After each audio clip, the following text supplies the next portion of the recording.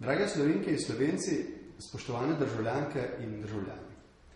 Konec lanskega leta sem vsem nam na državni proslavi glede premagovanja sedanje velike svetovne gospodarske krize zaželel, da bi lahko čim prej citiral Winstona Churchilla, ki je sredi druge svetovne vojne po zelo hudih porazih zavezniških sil, a prvih močnih žarkih upanja zmage dejal, citiram, to še ni konec, to še ni niti začetek konca, toda to je konec začetka.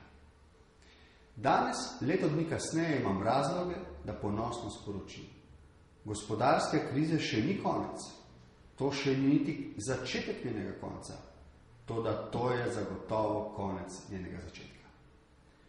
Slovenija je v letu 2009 preživela najhujši udarec recesije.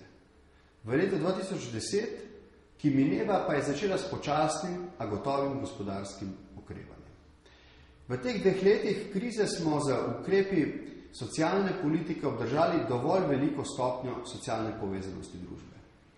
Že letos pa smo hkrati začeli sprejemati odločitve za povečanje konkurenčnosti gospodarstva, ker lahko le tako dolgoročno zagotovimo vzdržno rast blaginje naših ljudi. Glede tega je Slovenija že začela sprejemati strukturne reforme, da se bomo srednjeročno in dolgoročno obdržali v valutni, gospodarski in politični skupini razvojno najbolj dinamičnih evropskih držav.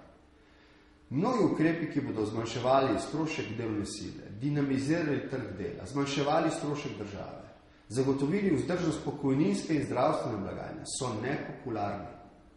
Toda v enaki meri so neizogibni, če želimo razvojno napredovati v skupno korist. Vlada bo vse te ukrepe pripravila in sprejela. Skupaj s politično večino v parlamentu je zanje pripravljena in je dolžna sprejeti vso odgovornost. Te odgovornosti ne želi prenašati na ljudi, razen kolikor bodo ljudje sami to želeli.